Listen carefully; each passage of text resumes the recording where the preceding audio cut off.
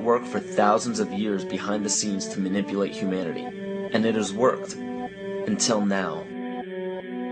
It's very easy for any system of thought, religious or otherwise, that comes along. It's very easy to play on that, to play on our insecurities, to assure us all is well, we'll all be taken care of. We lap that up. So don't blame religion. Blame our own insecurities, which has allowed religion to flourish, and which has allowed so many systems of thought that are disempowering to flourish throughout human history. That's why we can't get out of it.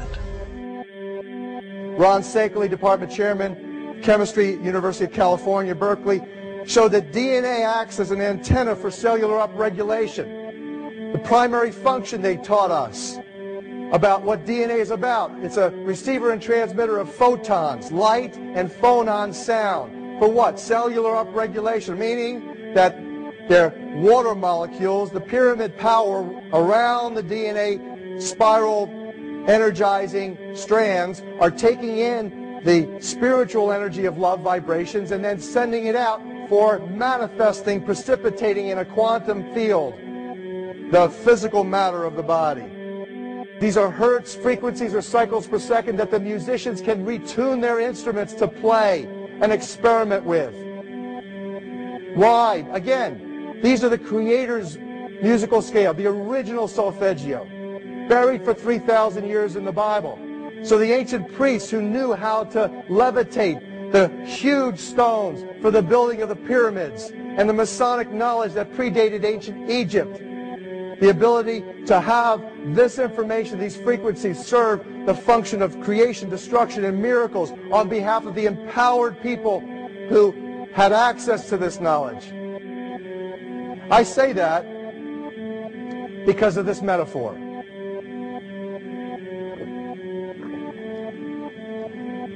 This is the difference between the power of our Creator and anything else, particularly evil.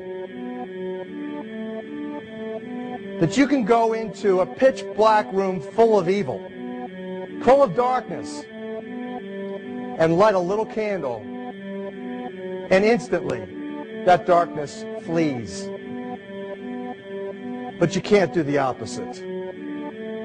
You can't go into a well-lit room full of truth and wisdom and righteousness and joy and health and harmony with the universal power. And you can't take any amount of darkness and go into that well-lit room and have any effect whatsoever. That is the metaphor which I frequently think of when I think that I'm not empowered. It is the greatest lesson for me, and I think for everybody else, to know that we're on the winning side and that we win in the end. As you are watching this, understand that it is not a fight to be fought. It is not a war to be waged. No gun rights have to be exercised. Not a finger has to be lifted.